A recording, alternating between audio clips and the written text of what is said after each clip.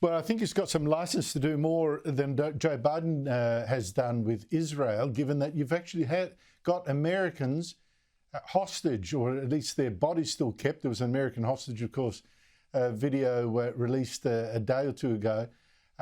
So I suspect he's got license to intervene very much more directly than Joe Biden did. So we shall see about that. But talking about Joe Biden, we discussed last night, Sean, on this show, how he'd broken his promise, made many, many times that he would not pardon his son Hunter.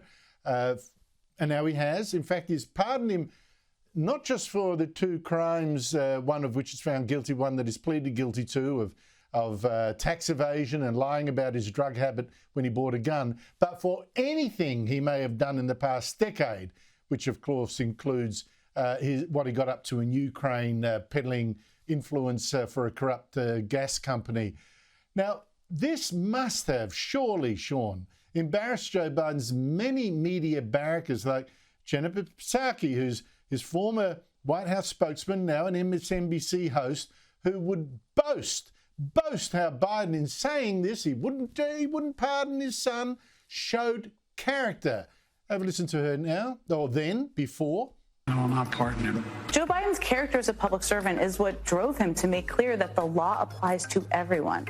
His decision not to pardon his son is not an expression of restraint or removal in any way from what his son has gone through and is continuing to go through, but of principle. Because the justice system that convicted his only surviving son is the same justice system he's vowed to protect.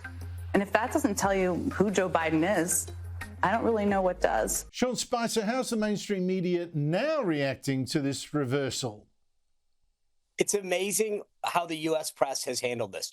We've gone from Joe Biden lied to us, he flip-flopped on his promise, to Republicans are attacking Joe Biden. So it's our fault on our side of the aisle because he blatantly and patently misled everyone. Look, they're trying to do a sleight of hand here, which is, oh, it's my son. Well, he's known it's his son for whatever the last 40 years. This isn't a surprise. So suddenly to use that excuse, he has up until 2 weeks ago given interview after interview where he has said that Hunter was treated fairly and that, there was no problem. There's a few issues with all of this. So number one, he was unequivocal up until a couple weeks ago. There was no reason that he would give a pardon to his son, that the justice system had worked fine. Today, somehow, it's a travesty what happened that he was singled out. He's never made that claim before. Number two, the two fundamental issues that Hunter Biden was convicted on, after, by the way, he gave up a sweetheart deal, was one on lying on a gun application, a federal gun application, and two, on not paying his taxes, millions of dollars. The two things that the Democratic Party, outside of abortion, rally and care most about. So how do you look yourself in the face as any Democrat in this country right now and say, the next time that we call for stricter gun laws, the next time we talk about the rich paying their fair share, we sat by and were silent as Joe Biden's kid did nothing and then he pardoned him. Secondly, you brought up this other issue.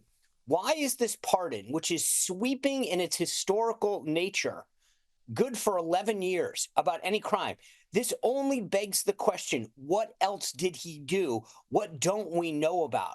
And also, who else is caught up in this? Because my bet, and I'm willing to put down some serious cash on this, is that Jim Biden, his brother, will also be pardoned later because he's probably complicit in all of this. It wasn't like Hunter was doing a lot of this stuff on his own.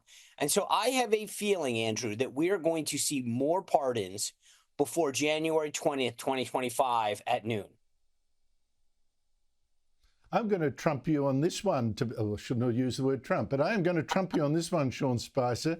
I reckon he pardoned himself. Because if he had let Hunter Biden face the courts on what his influence peddling and allegations that he passed off some of the ill-gotten gains to the big guy, his father, that would have seen Joe Biden caught up in it. So I think he pardoned himself. I agree. I think he pardons the whole Biden family. He'll probably start with his brother Jim. But I think that you're absolutely right. Because I think he's scared of what a Trump Justice Department, a Trump FBI actually can look at. And that's why he started with Hunter and pardoned him blanketly. But it's interesting. I think this is going to go further and further. And they've only raised more questions because the average person sits back and says, let me get this straight. He was convicted of two things, of which you say the Department of Justice, which you control, by the way, was on a witch hunt against your own son. Okay, I don't buy that. But now you have to pardon him for 11 years for crimes that we don't even know about after saying that nobody was above the law. What did he do? What do you know, Joe Biden? Who else is involved? But there's a lot of questions. And you notice that right after he did this, he got on a plane and got out of town. Sean Spicer, thank you so much for your time. Always a pleasure, Andrew. Thank you.